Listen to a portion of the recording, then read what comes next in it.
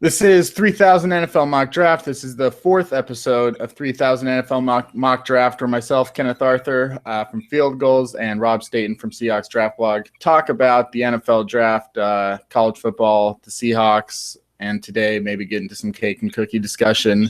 But lots happening this week, and we'll just get right into it with our first segment, Twin Calf, which stands for This Week in NCAA Football. A couple upsets this week.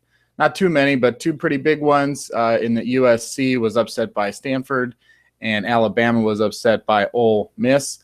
Let's start with the one closest to home, USC getting upset by Stanford. Cody Kessler, obviously we've talked about him quite a bit on the show. He may be the best quarterback prospect going into next year's draft, and it looks like he did still have a good game. Juju Schuster-Smithy something? Juju something also had a good game for USC, but they did lose. The one thing that maybe the most interesting thing would be Kevin Hogan coming into this year. Coming into his career, it seemed like he was a pretty big prospect going into Stanford, and I haven't heard about him for a while. Any thoughts on Kevin Hogan this week? Well, he definitely had a bounce-back game because there was a fear at the start of the year that his career was unraveling. Now, a couple of years ago, people were talking about him as a possible first-round pick. He followed Andrew Luck. There was still a lot of Harbaugh's mentality at Stanford, and that helped him. But as much praise as David Shaw gets, he is not Jim Harbaugh. And it's kind of the times have changed, and as Shaw has had more influence on the team, some cracks started to emerge in Hogan's game. And over the last couple of years, he's gone from being a potential early pick to someone who's not even registering. I mean, he would be an undrafted free agent right now, barring a real turnaround this year. Now, on the one hand, a good game against USC kind of helps him a little bit, and he can sort of move forward now and look to try and build off this and have the kind of year that will maybe get teams talking about him again. But he's got an awful lot of work to do. There were too many mistakes over the last couple of years. Too many throws where decision-making gets questioned. He hasn't got great arm strength and accuracy. There's just too much work for him to do, I think, anyway, to get himself back into being a draftable NFL prospect. But the one thing about this game against USC is he did show some improvements from the first two, in particular that first week defeat to Northwestern where it just looked horrible. So that's good for him, but he's showing up here that without having someone like Harbaugh having his influence on him, and Harbaugh's a great quarterbacks coach. I just don't see an NFL quarterback in Kevin Hogan. And another guy that's maybe, he's got a lot more hype than even Kevin Hogan was Josh Rosen. And after his first week at UCLA, everyone was freaking out about him. The Bruins won this week, but Josh Rosen threw 3 interceptions. Was not a good game. He's now got 5 touchdowns and 4 interceptions on the season. Do you think that we all got a little too hyped up about Rosen too early, or BYU is just a really good defense? Probably a bit of both, because BYU have had a great year, and I haven't seen any of this game at all. But as I was driving to France, which is where I am today, I was keeping an eye on this game and kind of rooting for BYU a little bit because they've had a really good start. I've had 2 upsets already. I was thinking that maybe they could make it 3 in a row, and they came really close. They are obviously a good team. They recruit well. They have got talented players. They're really well coached by Bronco Mendenhall. So they're a very good team. On the other hand, Rosen, he looked terrific in his first start. And when you see a play, and I think the comparison I made, and this isn't to say that he's a similar player, his first start was similar to Jameis Winston's first start for Florida State. And for that reason, you kind of get excited. I think he's probably shown that he isn't at that level at all. But that doesn't mean that he's a bad player. And I think as time goes by, if Jim Mora appointed a really good offensive coordinator to work at UCLA, and it's the guy who did wonders for Brock Osweiler's career at Arizona State. And I think that as time goes on, Rosen is going to benefit from that coaching. He's going to keep improving. And in a couple of years' time, it won't surprise me if we're talking about him as a big-time NFL prospect. Yeah, and I want to touch on something else you said. You are at Euro Disney. I want to bring that up. Can you explain? Have you ever been to Disneyland or Disney World in America? Oh yeah, I've been a bunch of times. I've been to the one in Florida 4 times. This one is a lot smaller than the one in Florida. But my wife saw 2 Seahawks fans on Sunday, and we've not seen any since. I'm guessing that's because of the Green Bay.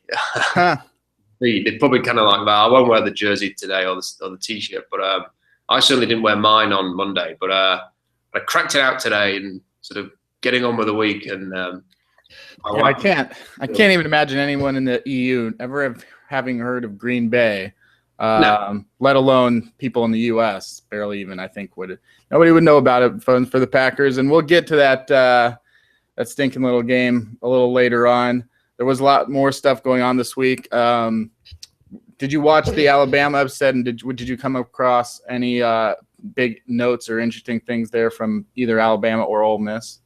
Yeah, I did. I watched the game, and the major positive was seeing Laquan Treadwell play as well as he did, because I noticed that people were starting to get really negative about him, and they were starting to talk about him as somebody who was overrated and didn't warrant any of the hype and wasn't as good as people thought. And we have to remember that at the end of last year, he had a horrific leg break, which is probably as bad an injury as a player can get in that circumstance. I mean, he was going for a touchdown, laid it out on the line, got tangled up with a defender. I think he had multiple breaks in his leg. And I'm surprised that he's even started the season. So the fact that he was out there playing for Ole Miss says a lot for the way that he's recovered. I think there was going to be a little bit of rustiness in the first 2 weeks as he gets back to playing football. And you've got to learn to trust your leg. Now, in the job that I do in the day, speaking of footballers, soccer players in England all the time, one of the things that you will notice with them is that when they've had a serious injury and they come back, they don't trust the leg 100%. And when you're playing American football, it's probably even more so, because the contact and the physical nature of the game is vastly superior. So when Treadwell was playing those first 2 weeks, I'm not surprised that he had a bit of rustiness there. But against Alabama, against the biggest opponent you could possibly face, Alabama on the road, against a Nick Saban coached secondary, he really showed up. Had a couple of really good routes where he's got wide open and made really good catches. He is back to his best. And his best for me is a top 20 prospect in the next draft. And that was really exciting to see. Yeah, how would you say that, because you've talked a lot about how the 2013 and 2014 wide receiver classes were two of the best ever. Where would Laquan Treadwell fit in if he was in the draft, say, last year? I think he's a very different player, obviously, to Amari Cooper and Kevin White, who went in the top 10. You're talking about more of a possession-based guy. I don't think he's going to run anywhere. I mean, Kevin White ran a really surprising time, but has quite a lean build.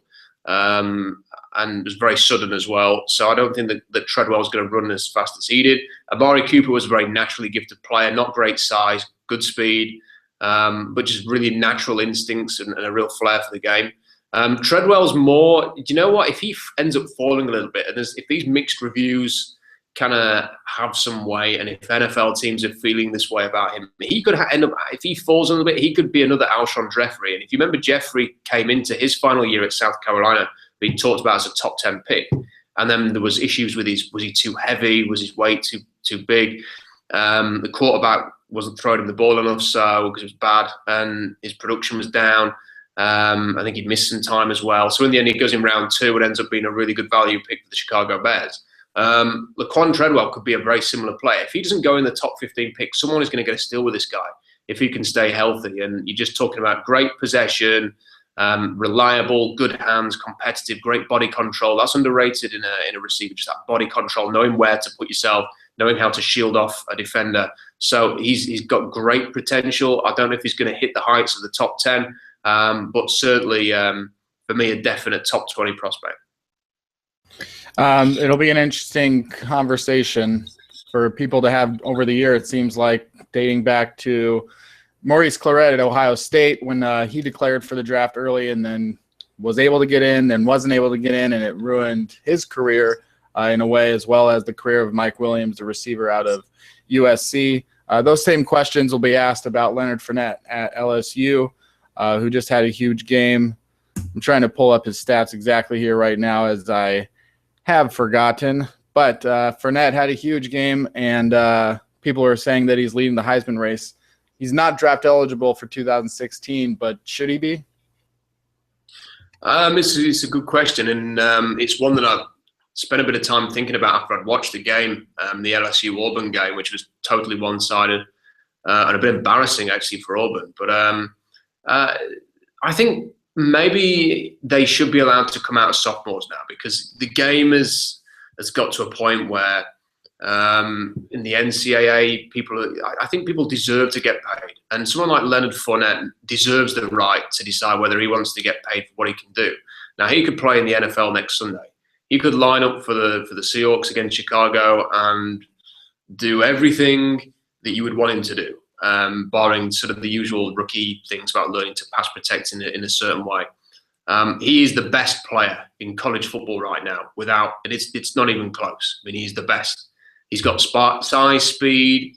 He's really good catcher of the ball. I think that I've heard or read somewhere that he's played a few different positions of the running back. I think he may have played a bit of receiver. So he's got the hands. He just runs through tackles. So he's got the size. But when you watch him on the field, he's not he doesn't look big. He's got the size, but he doesn't look like a heavy, cumbersome back. And yet he runs through tackles, really fluid. And Matt, he's a top five pick in 2016, no doubt.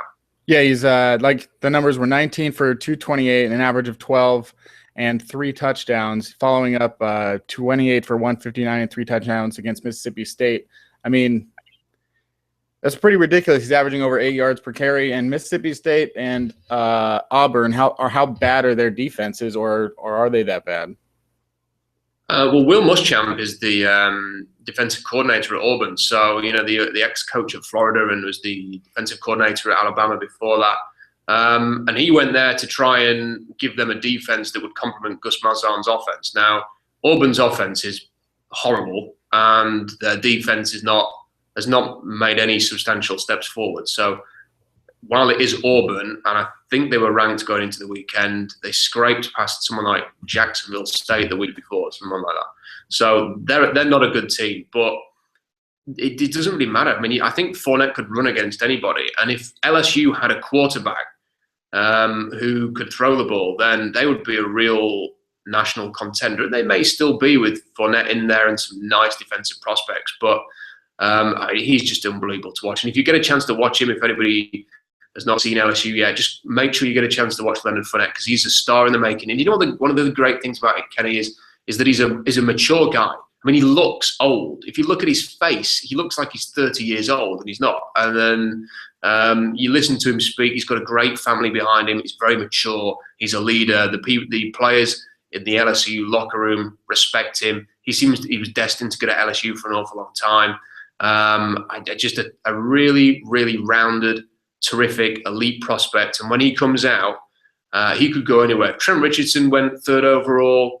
Todd Gurley goes 10th overall with a knee injury. Then Leonard Fournette's, I mean, it's not even totally unbelievable the way that the quarterback situation is just disappearing. I mean, there are no good quarterbacks in college football, it seems, all of a sudden. It's not even a total stretch. I think he could be the number 1 overall pick in 2016. Yeah, it's pretty wild to think that in an era where the NFL is not running it as much, or running backs are devalued, it seems like we have a lot more great running backs in college football than we have great quarterbacks, and whether or not that'll change the situation going forward in the NFL. If there's going to be more, I really thought that it would be a long time before we see first-round picks as running backs being a regular thing again, but maybe it's closer. Maybe that was just a fluke when you got guys like Fournette and Ezekiel Elliott. Speaking of which, the last thing that we can talk about on Twin Calf is Ohio State barely winning against Northern Illinois and Cardale Jones being benched. We talked a lot about Jones in that competition with J.T. Barrett and Braxton Miller. Ohio State stays ranked number 1. Any thoughts on Cardale Jones' performance? Ohio State, do they have a problem now? What's going on there? Yeah, they do have a problem because Cardale Jones was terrible. I mean, they've given him the starting job, and he has not shown anything like the form we saw in the playoffs last year. mental issues, a real lack of experience starting to show. He's making rookie mistakes, and this is essentially what he is. I mean, this is his freshman year. I mean, he played so well in the playoffs, and everyone says fantastic. You know, we're talking about a number 1 overall pick or a first-round pick, but this was his first year as a starter, and this was his opportunity to show that there was no fluke last year. He didn't just join a fantastically loaded roster and lead them to where, like, in hindsight, Ohio State should have won the playoffs. When we look at the talent that they've got now and the players that they lost in the draft last year, or guys who just graduated as seniors, I mean, they had easily the most talented roster on the team. We just didn't know it, and we had to see them win a title before we could really appreciate how good they were. And that's not taking anything away from the way Cardale Jones played, but now you kind of understand maybe why it was easier for a guy to step in there. His 2 picks were just beyond horrendous. I mean, they were a joke. And then he takes to Twitter after the game. We've talked about his maturity in this podcast every week so far this year. And then after the game, he takes to Twitter and changes his bio to reference the fact that he got demoted in the game. And then when people pull him up on it, he then starts replying to them and stuff like that. And then he deletes everything and just changes his bio back to normal. He's an immature guy. I mean, he is a very talented young prospect who just isn't ready for the NFL. I mean, he should forget about the NFL right now. Just totally forget about it. Try and keep or win back this job as the Ohio State quarterback for 2015. You should plan to return to the team in 2016 and just become a man and become a winner. Win a couple of national titles with Ohio State.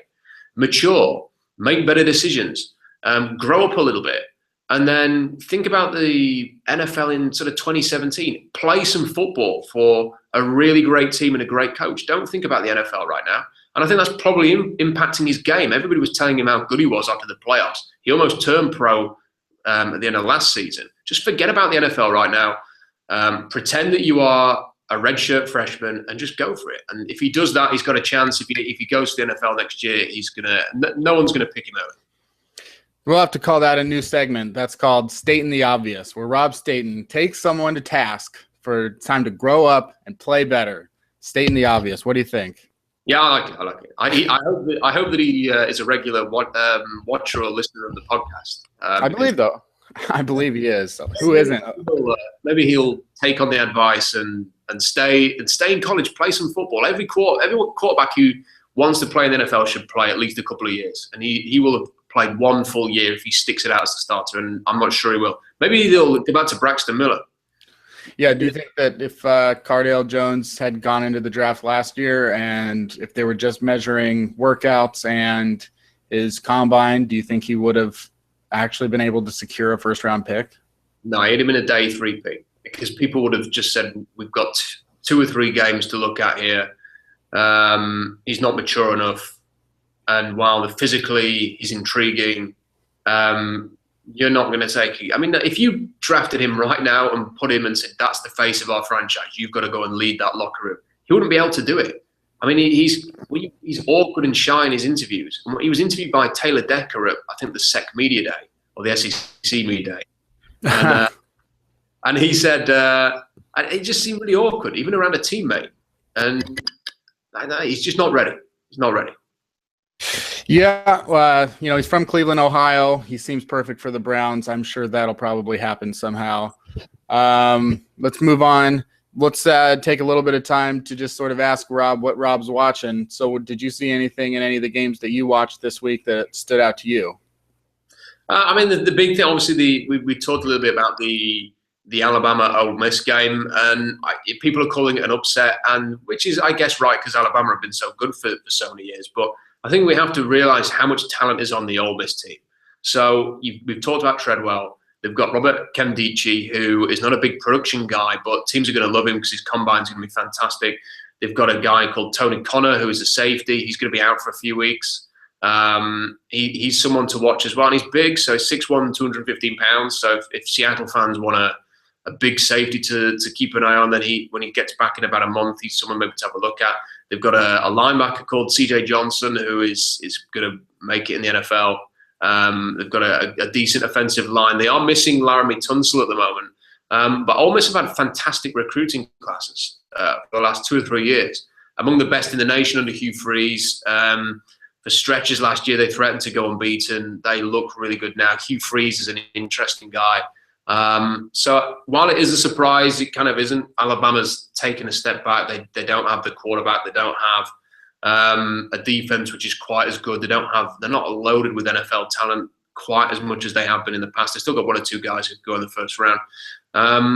But I think Ole Miss is a really interesting team to keep an eye on, because I think they're going to have a game where they collapse at some point and it just goes wrong for them. They've kind of got that Dallas Cowboys inevitable bad moment that happens every year.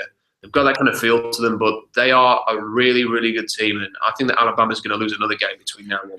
You've watched a lot of Nick Saban football, obviously, over the years with how successful he is. All those games are going to travel across the pond. So with as much as you've seen of Nick Saban, there's going to be talk, of course, with Alabama, if they have a bad year or whatever, there's going to be talk about Nick Saban and maybe the Indianapolis Colts. Nick Saban and something in the NFL. Is Nick Saban, is if he makes that jump, do you see that happening, and do you think that this time it can translate?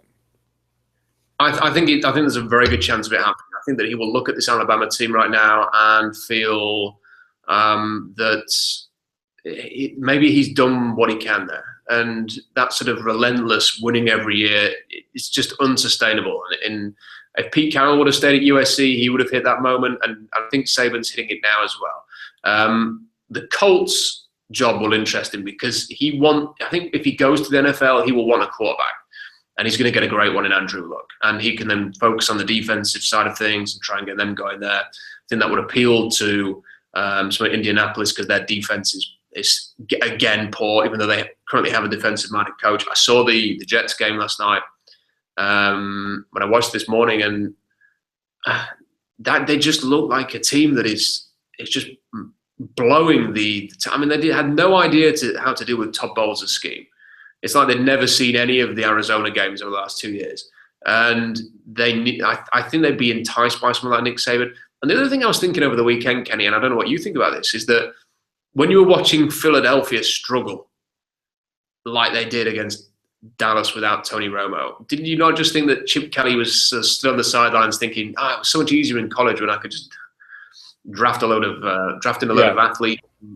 And when USC had lost as well at the weekend, I don't know if he'd ever be interested in the USC job, or whether USC would be interested in Chip Kelly, what another Pac-12 team. But that's one of the premier jobs in the nation. It's clear that Sark's little incident over the summer has maybe changed things a little bit there. I don't know. Maybe that's a fit as well. I could see Chip Kelly going back to college, and I could see Nick Saban trying for the NFL. Man, if Chip Kelly, if he left them, even if they have a bad year, it would be impossible in my mind for them to fire him, at least after this year, because of how much they've invested in his plan. They've invested over $100 million into his plan, traded their players, really have said this is Chip Kelly's team. So he would have, if he quit, that would be lower than like Bobby Petrino quitting the Falcons and, some of these other situations that have happened in the past. But, there's definitely, I guess, much like college with Jim Harbaugh, it's going to take a year. It's going to take a year, probably 2 or 3, for that to work. Chip Kelly, is maybe going to say that with how much of their starters that they changed, is that it's going to take a year, and he has to, like in college, let the plan sit in. But they just look amazingly bad. It's amazing how bad the Eagles look. It's amazing how bad the Colts look. If we were to divert for a second, like, which of those two teams do you think are worse? It's hard to say that the team with Andrew Luck, let's say this. How bad is Andrew Luck playing right now? Oh, really bad. But the preparation was terrible from Indianapolis. So what Bowles is going to bring. They're going to say, we've got 7 guys against your 5, and we're going to win that with a blitz. So they're going to blitz, and you have to sort of find a way to counter that. Now, Seattle's done a really good job against that defense and that defensive scheme, working around it, finding a game plan. As much as Seattle has struggled, for example, against the Rams over the years, they've done a really good job combating that Todd Bowles defense. And they've won some games against Arizona. They've played well against Arizona when Bowles was there. Now, if I'm Indianapolis, I'm watching Seattle's 2 games against Arizona, and I'm saying, how can we work around this, and it's about getting look outside of the pocket. It's about getting the ball out quickly. It's trying to it's winning in the seam. I mean, they've got two really mobile tight ends. I can't remember either of them getting much of a look in there. Maybe I've not sort of gone back and looked at the stats. Dwayne Allen was hurt early on, and so he was out of the game. And Kobe Fleener, I don't think that he got a target. Maybe. Well, see, Kobe Fleener would have been my main priority in this game. Look what Luke Wilson did against the Cardinals last year. And when you look at New York's linebackers, they're similarly not great in coverage if you get a guy running down the seam. Use Fleener to do that and look out of the pocket and get him looking for his tight end quickly straight off the snap. They didn't do any of those things. Looks pressured, he's flustered, he's seeing all kinds of exotic looks. He's just throwing it around. They've never really managed look. They've kind of just let him do what he wants.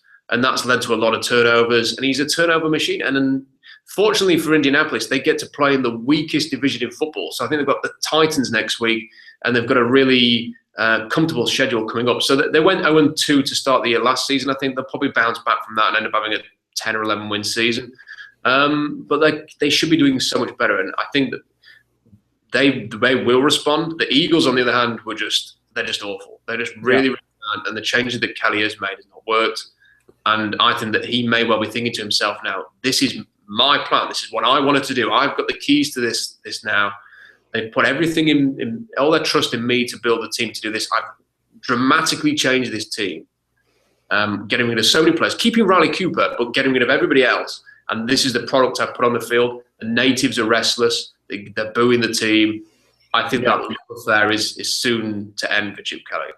Yeah, I mean, I'm curious to see if it's possible that the Colts will actually struggle, with the next 3 games. They're all in the division, and this is the division that obviously has been the easiest to win in the NFL for the last 15 years. And, with as bad as they are, Tennessee has gotten a good performance out of Marcus Mariota. They'll be at home. Jacksonville's coming off a high with a good win. And the Houston Texans, that's in Houston. So it's possible that they'll be 3-2. I could also maybe see them being 1-4, even perhaps. Although it would be pretty hard, when you're playing Ryan Mallett and Blake Bortles in his second year and Marcus Mariota is a rookie. They do have an easier schedule. But then again, I think you would have said the same thing about having a home game against the Jets and Ryan Fitzpatrick, and so that seems to not work out. And then with the Eagles, DeMarco Murray, 21 carries for 11 yards. He has twice as many carries for negative yards that he does for carries that would have gone over 3 yards. So it's been a pretty fascinating thing. That's been a disaster. But Byron Maxwell is someone that was on the Seahawks, and he's been, some people would say, the worst corner in the NFL. Is this something that you expected? I wouldn't say I expected him to be as bad as he's been. But I was watching the game with my brother, and we were talking about Maxwell. And the thing with him is that he was a really opportunistic cornerback. So he would have a holding penalty or a frustrating flag and cost Seattle a first down or 5 yards, and that was him. And then someone would challenge him because they're not going to take on Richard Sherman, and he'd make a really good interception, or he'd make a play, or the way he punches the ball out. There was enough plays from him in terms of impact plays, turnovers, great. I seem to remember one play against Green Bay in week 1 last year where he came back, Rodgers threw it across his body, a fantastic throw. Maxwell's responded, batted it away. He had an interception in that game as well. And he had some real talent in there to go with the erratic side of his game. When you take him out of a secondary that already had Richard Sherman covering one side, 2 of the best safeties in the NFL over the middle, and then you make him the guy who is going to shut down everybody else, who is going to be the star on your defense, and you put all of your faith in him, then you get what you see the other night against Dallas, which is he just can't do that job. He's a fantastic number 2 corner. He is never in a million years a number 1 corner, and they're paying him like he is one of the best. And it's just not him. And for his career's point of view, he's going to be able to retire a very, very wealthy man. But I think that his career is going to take a nosedive in Philadelphia, and he'll probably be a very expensive cut for them in a year or two's time, or whatever they can get rid of him, because he was miles better suited to playing in Seattle's scheme with the guys that they had. Seems like a pretty obvious thing to say, but when you actually look at his game over the last 2 years, he fit perfectly to being a number 2 corner. Yeah, and I think we do wish him to do better than he's doing, and hopefully they'll figure something out for him in the future. There was a good NFL talk. We'll get to the Seahawks in our next segment, but let's go over to something that you would think we would have already talked about on a podcast called 3000 NFL Mock Draft, but we haven't. So let's talk about the first mock draft from Rob Staton's first mock draft of 2016. And obviously, at this juncture, we do not have teams, and we've gone only to number 20. But, that's something that's going to work itself out over the course of the next 8 months. And but it's a good start right now. So let's talk about that in this segment of something Rob's mock draft or whatever. That's the exact title. And I think we'll just maybe should start at the top and go from there. And, Rob, you can tell us a little bit about the player. And we'll start just with number 1, Joey Bosa, defensive end, Ohio State, someone that we've talked about. I think he may have been the first player we talked about on the podcast because of that status. How has he played through 3 games? Is he looking to be even better? Is this a guy that compares with the J.J. Watts, or is he a different type of player? No, he was suspended to start with. He is a guy who I think teams are going to be a little bit concerned about his offseason and some of the things that happen there, because when you have an opportunity to be the number 1 overall pick or a top 5 pick and you're getting yourselves into minor scrapes and little incidents there, it's kind of why put yourself in that position to risk that? And the teams are going to be bothered by that. But the reason I put Bosa at number 1 is that there is not a single quarterback in college football right now that I would have 100% confidence in saying they're going to be a first-round pick, whether it's in the next year or the year after. And you're then looking at the lines. Because you've not got a quarterback who's going to go number 1, teams will automatically look at the lines. So maybe you're a team with a young quarterback. Maybe someone like Tampa Bay, for example, will be picking first overall again. I know that they beat the Saints the weekend. What are they going to go for? They're going to go for either pass rusher or they're going to go for an offensive tackle. So you're really looking at those 2 positions. Bosa has got a combination of a great speed rush, good hands, will fight to get off a block as well as just beat you on the edge. Very competitive. So he gets the nod. He for me is a bit of a Chris Long. I think that would be a very good comparison. He went 2nd overall behind Jake Long, I think, in 2008. So Bosa, good comparison to Long, and he's that type of player. I think teams will covet him, but they'll want to speak to him at the combine and find out exactly who he is. Yeah, I wonder, I wrote today on Field Goals, I wrote about this has been a pretty bad week for a lot of fans. Seahawks would not probably rank in even the top 10 of having the worst week. They lost 2 very tough games, games that maybe you would have expected them to lose, and under circumstances where they don't have Cam Chancellor and they don't have – so there's other things where, they didn't have their quarterback, break a shoulder. So out of all the teams right now, is there someone that you might be leaning towards? You said Tampa Bay, but is there someone that you're like, oh, man, I can't see that team winning more than 1 game? It's funny because after the first week, you probably had quite a few that you would put in that category, like Oakland and Cleveland and Tampa Bay, and I think they all won in week 2. Yep. So I still think that Cleveland are well coached, and I think that they'll maybe fight to a few wins, but they've got to be a contender. What about the Bears? Yeah, I have a friend who is a Bears fan, and he was not very optimistic at all about their season, and I kind of felt a bit more positive about them. And then watching them play and watching Jay Cutler have another injury, they could be a contender for it. They really could be. So yeah, I still think the usual suspects will be there. I think that Oakland have got a great shout. I saw a lot of the Ravens game, but I think that was just a first home game, new coaching staff. I think that the Raiders have got a real good chance at number 1. Yeah, the Raiders did pull out a last-second win over the Ravens, but they did get blown out by the Bengals in week 1, and that was at home. But are you encouraged by some of the stuff that they're doing with Derek Carr and Amari Cooper and Khalil Mack and those guys? Mack was kind of injured a little bit in the game. Derek Carr had some nice moments, but also threw a couple of near interceptions that were really ugly. Amari Cooper looks good. Just something about it. They kind of have a decent-ish running back. I think defensively they've got a lot of issues there. I've never been a big Jack Del Rio fan in terms of the way that he plans his defense. And, I like Derek Carr. He's a sparky player, and, he's far from the worst quarterback in the NFL. But they're just a perennial team who are just really bad. And yeah, they beat the Ravens. They maybe caught the Ravens at a good time. The Ravens didn't travel. They stayed on the West Coast. They played Denver and then stayed on the West Coast, lost against Oakland. I don't think they'll do that again. I think the players probably felt that they were out of their usual routine. It was a good time to play the Ravens, but the Raiders get to play Denver twice. They'll lose both of those games probably.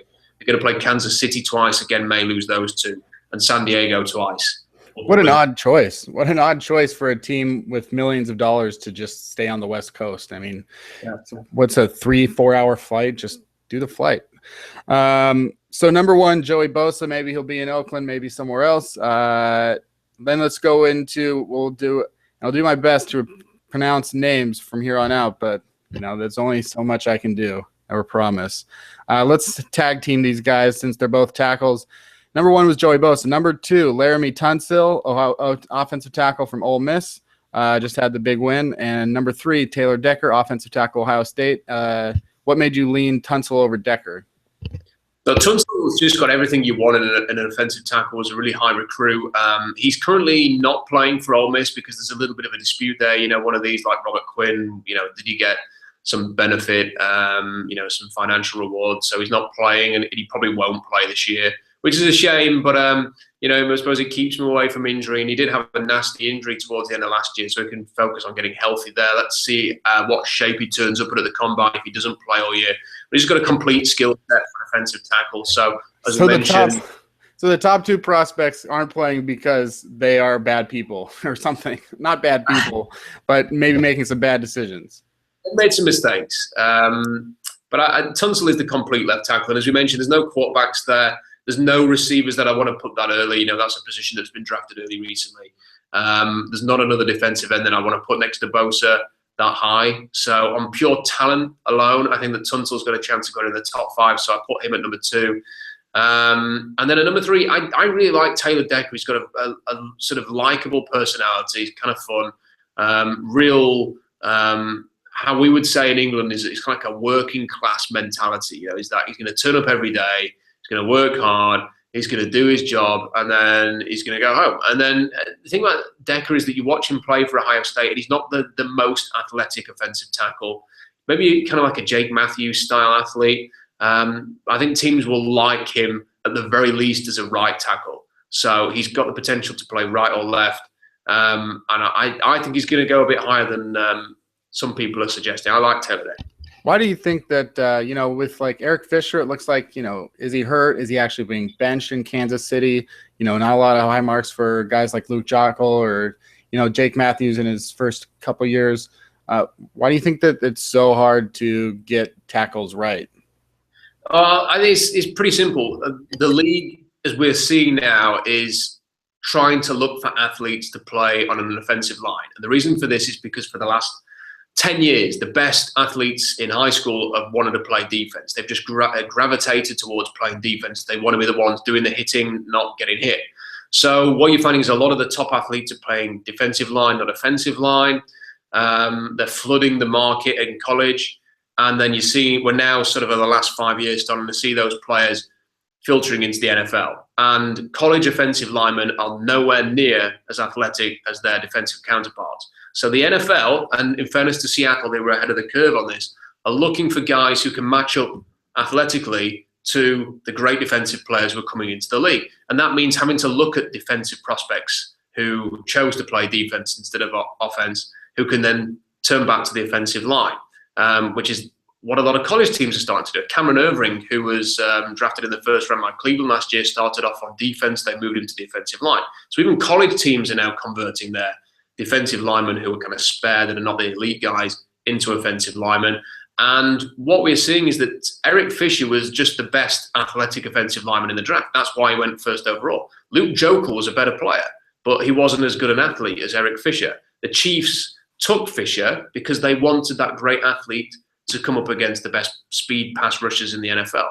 And he's failed. Why has he failed? Because that's all he was. He was an athlete. He was playing for a small college team, wasn't tested against the best, didn't have great tape against top players, and it should be no surprise that he's struggled a little bit. Yeah, it's interesting, how much of football is determined sort of by high schoolers, and maybe high school coaches and parents sort of telling people like some of the stuff where it's like, look, this is where you have the less chance of injury. This is where you'll get the most stats. This is where you'll make the most money because, I think that I would rather be if I was an athlete the size of a running back, I would rather be a safety. If I was someone that was do you think that would be better to be a wide receiver or cornerback? Because I think that if you're a good cornerback, you're going to get overpaid like Byron Maxwell. And if you're a good wide receiver, there's 200 other guys. Which of those would you choose?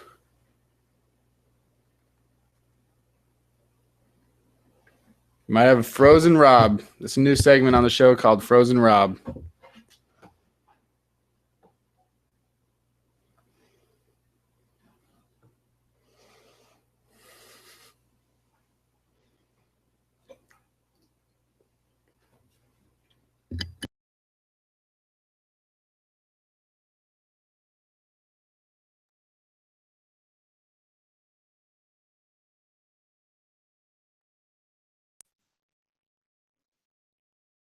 Hello, can you hear me? Hey, Kenny, you on mute? Yes, I was. My internet just kicked me off here in the hotel, so sorry. All right, that'll make for another good moment in 3000 NFL mock draft video history. Was me sort of talking to a Frozen Rob. I called the segment Frozen Rob, so I figured you'd come back.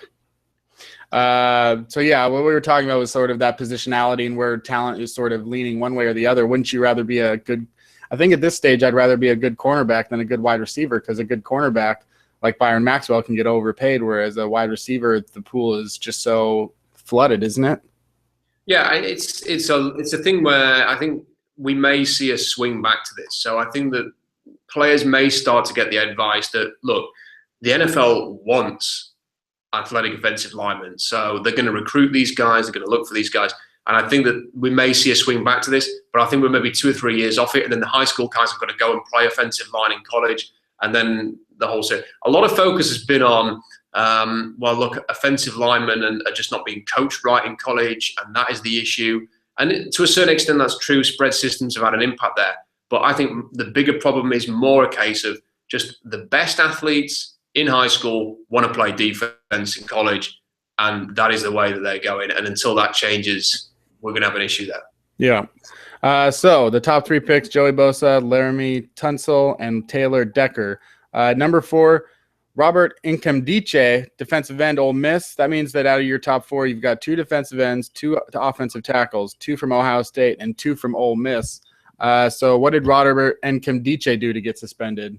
Or is he just playing fine? No, he's playing. He's fine. His production isn't great. And if people want to grade him on production, then that isn't going to work. But this is a guy who when he was recruited, was compared to Jadeveon Clowney in terms of athleticism.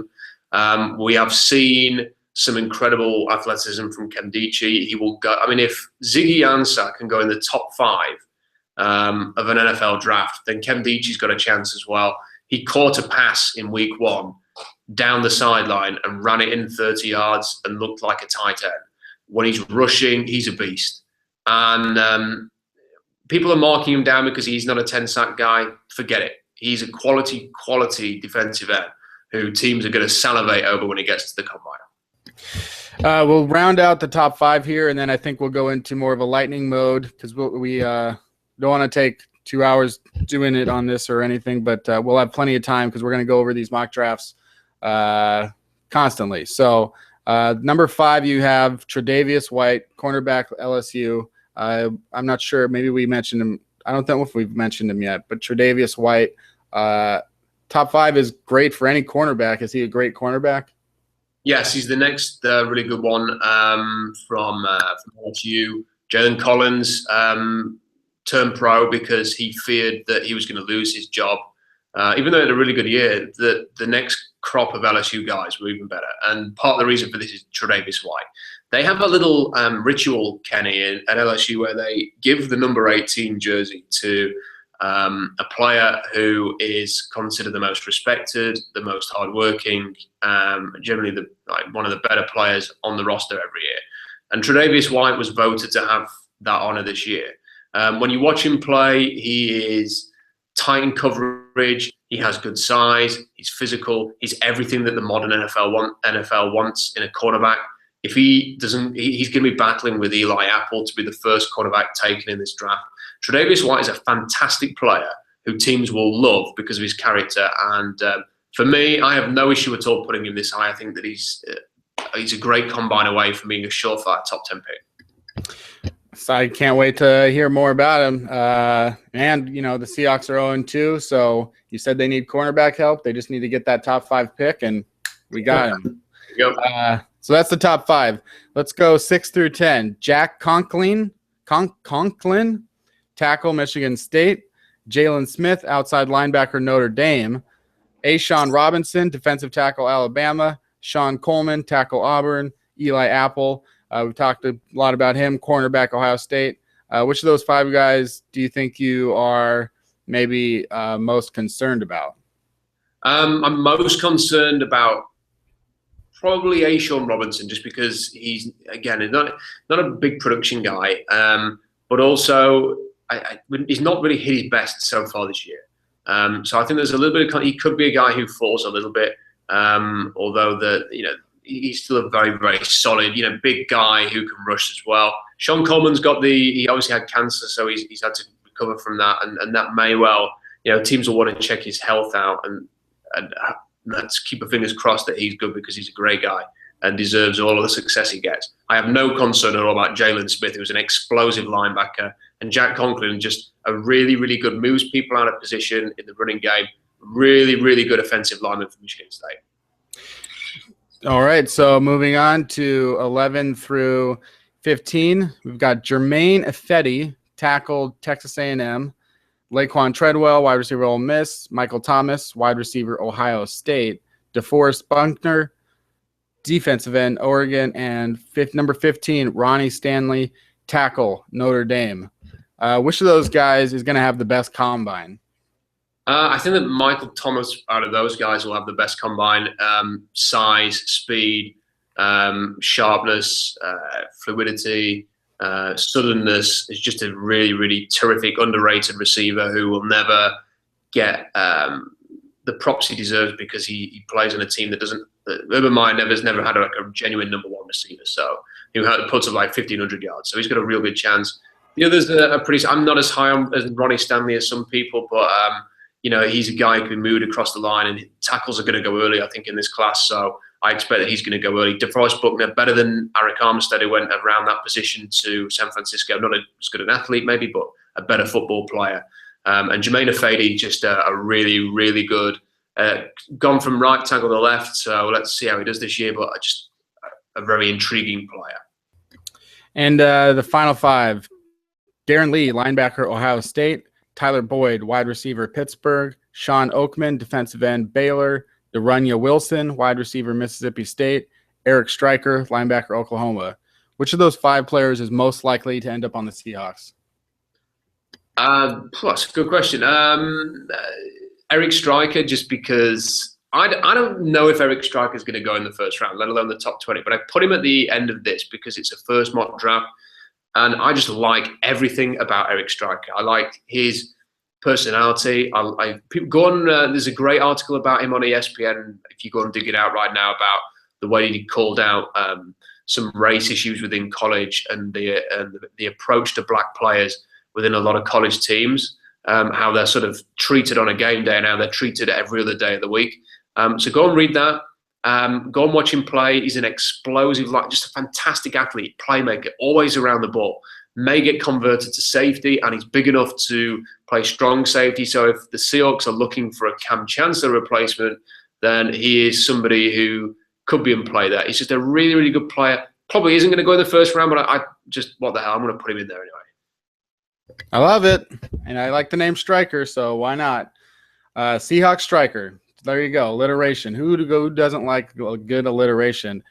So that's our first segment of the mock draft. Let's move on to our second to last segment, where we're just talking Hawks. So the Seahawks fell to 0-2 this week. They did have a lead in the fourth quarter against the Packers. They've had a lead in the fourth quarter in their last 3 games. Actually, the last 4 that they've blown. When you talk about the Packers, they took the lead and then gave up a field goal.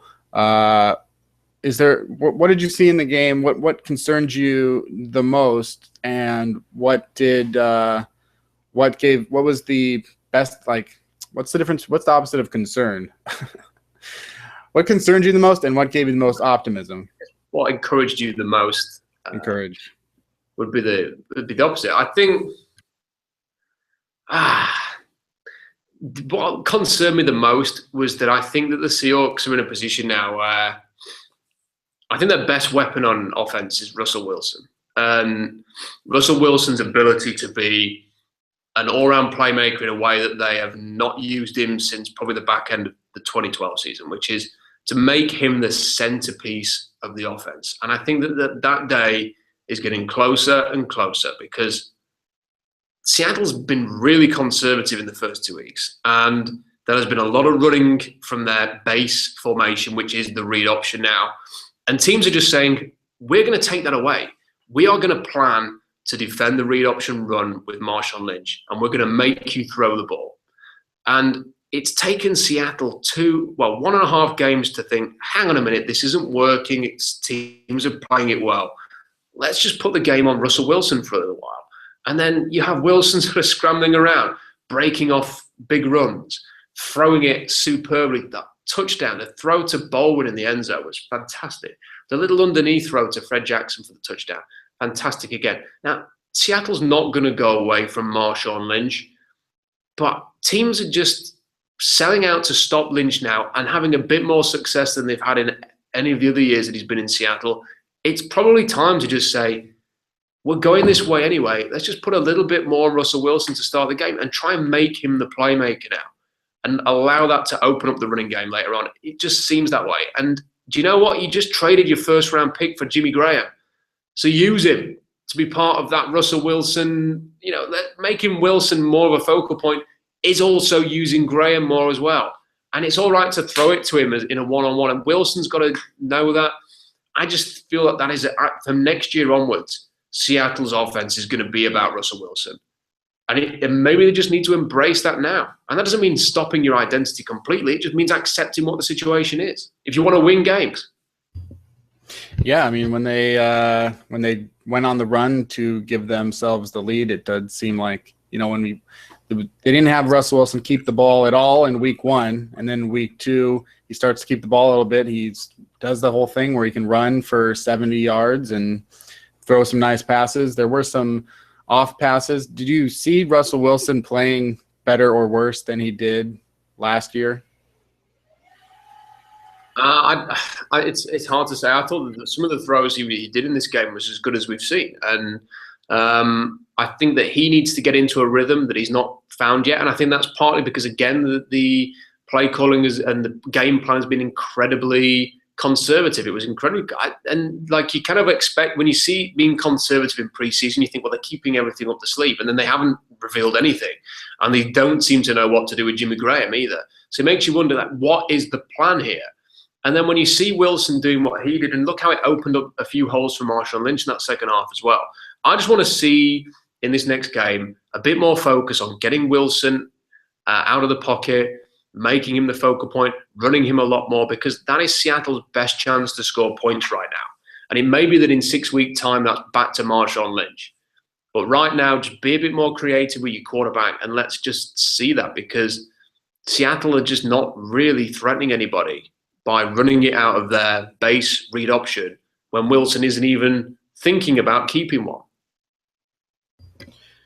As from a scouting standpoint or whatever, I think a lot of people want to know how mad they should be at Cam Chancellor. I know a lot of them have already chosen to be level 10 mad. But when you saw Deion Bailey in week 1 and Deshaun Shedd in week 2, did you see anything there that was encouraging from Shedd? Because at this point, I don't know that Cam Chancellor will come back. Yeah, I thought Shedd played a good game, and he certainly wasn't the issue. It's funny that the big issue in this game seemed to be the two stars. It was Earl Thomas and Richard Sherman. I think that Shed played a good game. I thought Kerry Williams played better than people think. Kerry Williams had a really good coverage on a couple of throws that could have been really dangerous. And people don't want to give him credit because people have decided that, well, Kerry Williams is going to be a target for criticism this year because he isn't Byron Maxwell and he isn't Brandon Browner. I thought he played reasonably well. Sherman and Thomas have not played well in these first 2 weeks. And the linebackers haven't played well. Bobby Wagner's not playing well. He had a couple of good plays against Green Bay, but he's not playing well. KJ Wright's not playing well. Bruce Irvin's had a sack. Apart from that, he struggled to set the edge on the run all day against St. Louis, which is usually his strength.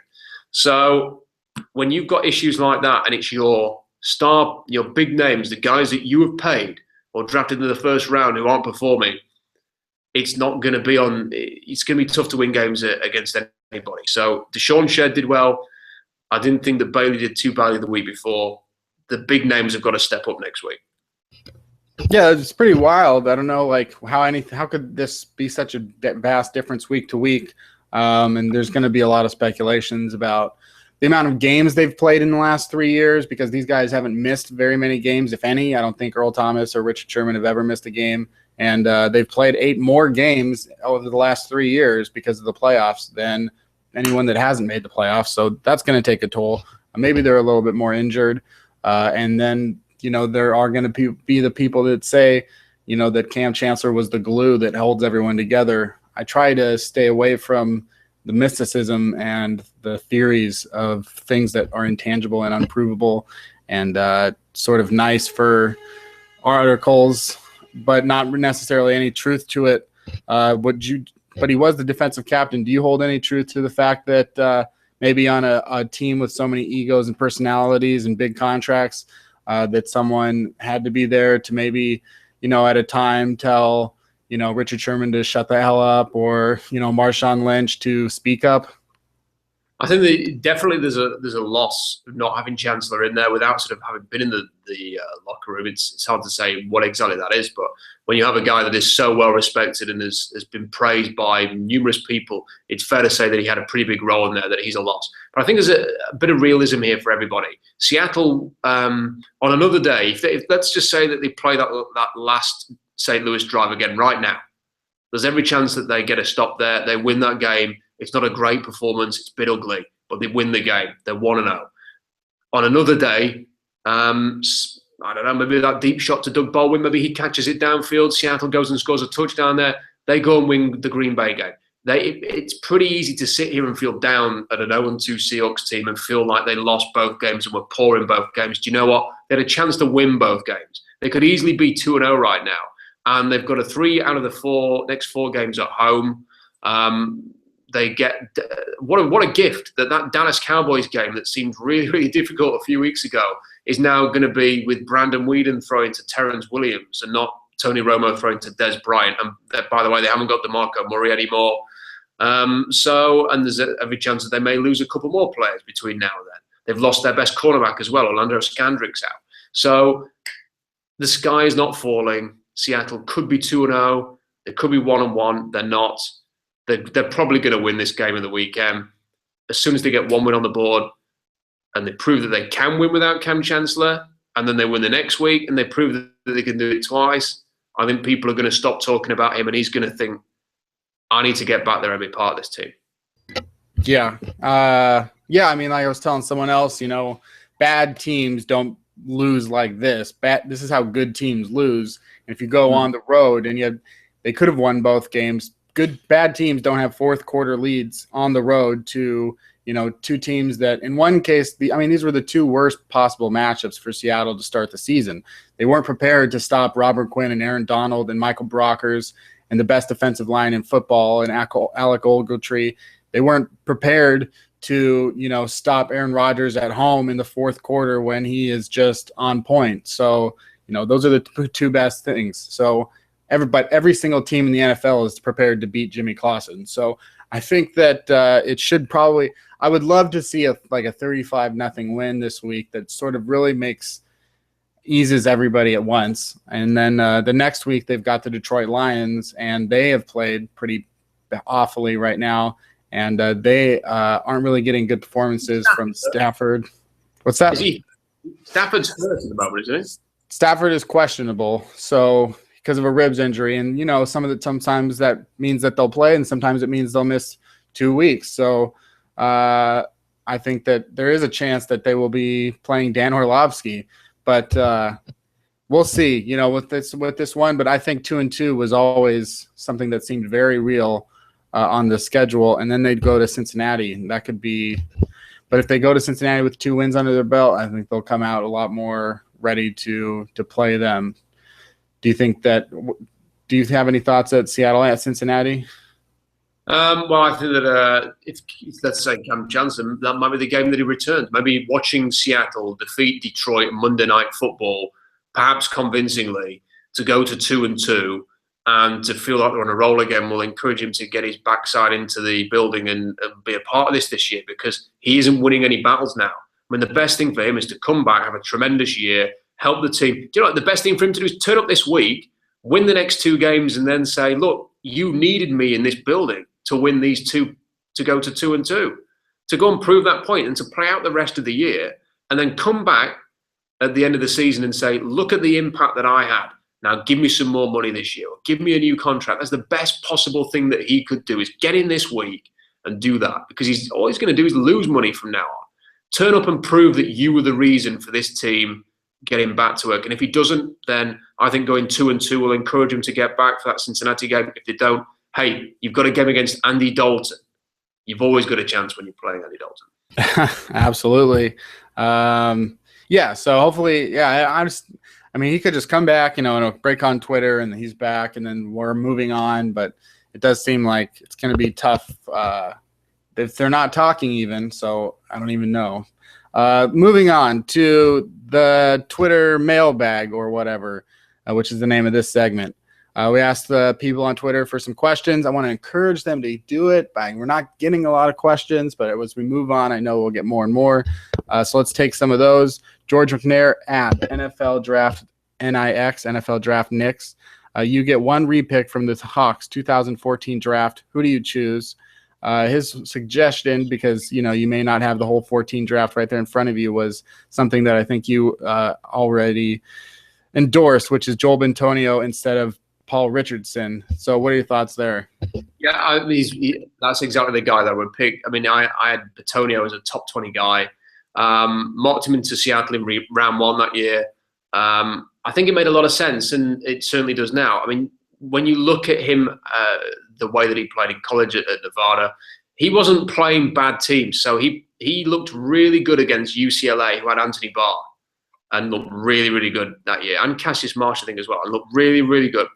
They played Florida State in the year that they went unbeaten and won the national title. Looked great in that game. So he was playing against the best teams with NFL caliber defensive linemen and looking really, really good. And he lasted until round 2, and I just don't understand it. He was playing left tackle for Nevada. He's at the very worst. I think he could have been a very serviceable right tackle, and then he's moved to left guard with Cleveland.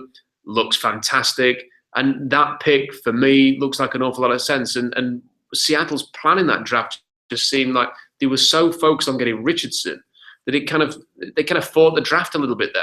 There was so much depth at receiver. Why not go receiver with your second pick and take the offensive lineman with the first one? So you take Bitonio at 32 that year. You've got a left guard at least for the future. In round 2, you could just reel off the names. Dante Moncrief was still available. Martavis Bryant, all right, had some real character issues, but has he looked really good for Pittsburgh? Yes, he has. Would he fit in Seattle's locker room? Who knows? But, in that, from what you've got from Richardson, as good a player as he is, he's been injured, you may have got a bit from Bryant. You were a couple of picks. You could have traded 2 or 3 picks up the board to get Jarvis Landry. Okay, he had a terrible combine, but I had him down as the time. It's just my opinion. Other people will have disagreed with this, but I thought he was a first-round talent. And you watch the way that he caught the ball in LSU and the competitive nature. The return kicks and looked great. Looked as good as Odell Beckham. And look what he's doing in Miami right now. So you could have had Bitonio and Landry from your first 2 picks. They get Richardson, who we've not seen much of, and Justin Britt, who's now playing left guard like Bitonio. I think that will go down. It's easy with hindsight to go back and say a team should have done this, that, or the other. But in hindsight, they should have gone with Batonio and then a receiver in the second pick. Yeah, and offensive line is a theme today with the Twitter mailbag. So with the next one with Denali Fruitfly at Sheriff Fruitfly, do you think the Seahawks should just get rid of all of the offensive line altogether? And John Morgan at Lesser Nesser, what's the plan for replacing Russell Okung? So I think we had the damning of the offensive line as a whole. Who's playing the best on the offensive line, and what's the plan with Russell Okung next year? I still think that Okung is the best, but then it's sort of faint praise for a guy who was drafted in the top 10 and is playing with a motley crew of an offensive line right now. Should they get rid of the offensive line or should they? I think the question was something about should they just go with skilled players instead? It did say more. I just took out the joke part. Do you think we should get rid of the offensive line and fill in with more skill players? Well, it is hard to do what Dallas did. I mean, are you willing to take a guard in the first half of round one? Are you willing to take a center in the first round? They were lucky enough to pick in the top 10 and take a tackle as good as the one they've got. So they've invested a lot, and they had the mentality to invest a lot in their offensive line. But ultimately, they executed brilliantly. I mean, they've hit on all of their picks, which is really hard to do. Look at Eric Fisher, first-round tackles, flop. The guy they take at number 9 is probably the best tackler in the NFL right now. So they've executed really well, drafted really well. If you can't get a top offensive line, the best way to combat that is to get better skill position players. Seattle is going to have a lot of change there over the years because, is Richardson going to come back? Baldwin's a free agent after 2016. Curse is a free agent after this season. That may be a way to go if Wilson is going to end up being the focal point of the offense going forward. But then they're not using Jimmy Graham, so are they going to use anybody else? In terms of replacing Okung, I think it's tough because if you let him walk, you're creating a hole that you then probably have to use a high draft pick on. So you're not really improving the team. You may get a player who is worse than Okung, and you've spent a first-round pick on it. I wonder if, part of me really wonders whether they're going to move Gary Gilliam to left tackle because they seem to really like him and he's got kind of the athleticism to do it. And I think that might be their plan, to move Gilliam over and bring in another right tackle, maybe a veteran right tackle. But the way I look at it, I think there were 4 left tackles in the NFL top 100 this year, and Okung wasn't one of them. There are not many great left tackles in the league. Seattle's got a good one, so why would you let him go? Right. I think it's been assumed that he's too expensive and that he isn't playing well enough, but that is quite the drop-off if you try and replace him and then all of a sudden you've got one of the worst offensive tackles. That's going to be something that's not doing Russell Wilson any favors. Not that they're doing him a lot of favors as it is, but if you take away the best offensive lineman and try and replace him with Gary Gilliam, I think they've already proven that shifting around players doesn't always work out. Finally, are there any? Oh yeah, we do have another question after this. But are there any potential Hawks on Ole Miss? This guy's Ryan James Dio at Ryan James Dio. Ole Miss fan wants to know: do you like any Ole Miss players for Seattle? Yeah, I mean we've touched a lot about the Ole Miss guys. I don't think they'll be high enough to take Tunsil or Kemdichi or even Treadwell. But, keep an eye on Tony Connor, who, as mentioned, is safety. He's around 215 pounds, about 6'1". He's going to be injured for the next 3 or 4 weeks. But if you get a chance to watch him, watch him. They have a guard called Aaron Morris, who, again, guards translating to the NFL, it doesn't happen an awful lot. They're later round guys. But he is someone who could potentially land on a team. So if you want a couple of names who are not the big names like Treadwell, Kemdichi, then Connor and Morris are 2 to keep an eye on that. All right, and wrapping it up here at Mina Kimes. Mina Kimes from ESPN The Mag wants to know: does anyone really prefer cupcakes to cake? I don't know what's going on in the UK side with cake and cupcakes. So why don't you enlighten all of us Americans? Okay, so first of all, what is it? Is a cupcake? Like we have a muffin, which is kind of like you've got a base and then a top. Is that a cupcake? Well, a cupcake is basically, and it's interesting. I didn't even think about translating the words or whatnot because you got chips and crisps and all that stuff. A cupcake would be a sweet. Muffin would be more not savory maybe, but more bready. A muffin is bread. maybe it's got some sweetness in there. You could put jelly in it or something like that. A cupcake is like literally like, think of a mini birthday cake. So it's got frosting on top. So it's got a cake and then frosting on top. Right. Okay. Yeah, we have those as well. So is the question, are they better than cake? Well, I think Mina is saying, and this is great. This is how we break down barriers between countries to find out our differences and the changes and the things that are different from one country to another. So I think she's saying that cake is vastly superior to cupcakes. And she's saying that anyone that thinks that a cupcake is better than an actual cake is a fool. And do these people really exist? Because I think there's a cupcake revolution going on in America where a lot of people care about cupcakes. So I think two things on that. First of all, maybe a good way to gauge whether there is anybody out there who does that is if people want to put in the comment section at Field Goals or Seahawks Draft Blog, cake or cupcake, then we can kind of have a look this week and see whether which is the preferred cake. Yeah. But I think for me, I would say that a cake, you could have a slice and then another slice maybe later in the day, and then some tomorrow as well. Whereas with a cupcake, you've kind of eaten it and it's gone. So, yeah, I mean, I think it's all about, I think people like presentation. So like and then there's different kinds of cake. You got a German chocolate cake, you got your traditional white cake, and then you've got, I don't know, maybe a Boston cream pie. I guess that's a pie, even though it's got a lot of cake things in it. But cupcakes, yeah, they're very simple, I guess you could say. You know a lot about cake, Kenny. Oh boy, we could go all day.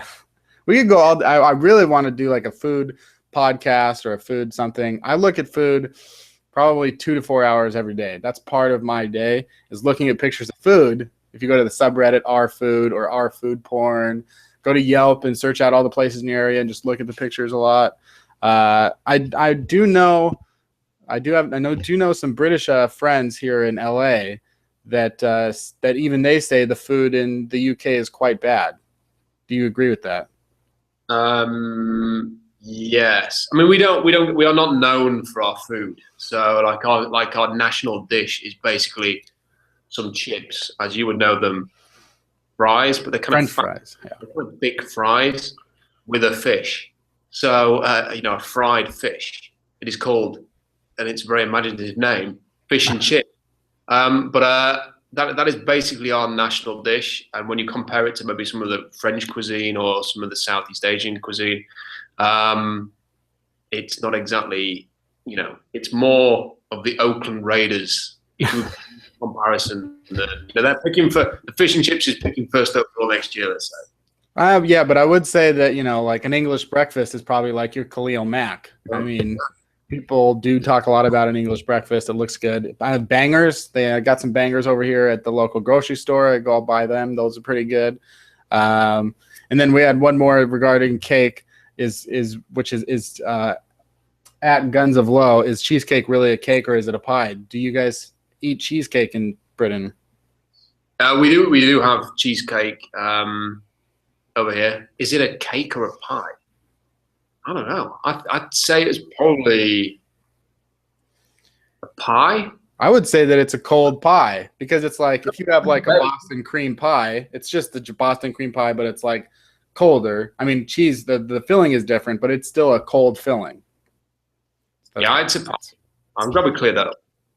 Yeah, that was probably the most important part of the show, and that's why we saved that part for last, was Talking Cake. Saying make sure to tune in to my next podcast, Talking Cake, which is coming up one of these days. I'm just about to get thrown out of the room as well, Kenny, so we better wrap it up. Oh, that's fine. It was perfect timing. So that was this week's episode of 3000 NFL Mock Draft. Subscribe on iTunes to 3000 NFL Mock Draft to get to the podcast version of this, or you can just watch the video on fieldgoals.com or SeahawksDraftBlog.com. So we'll say goodbye now. So goodbye, Rob. Goodbye, Kenny.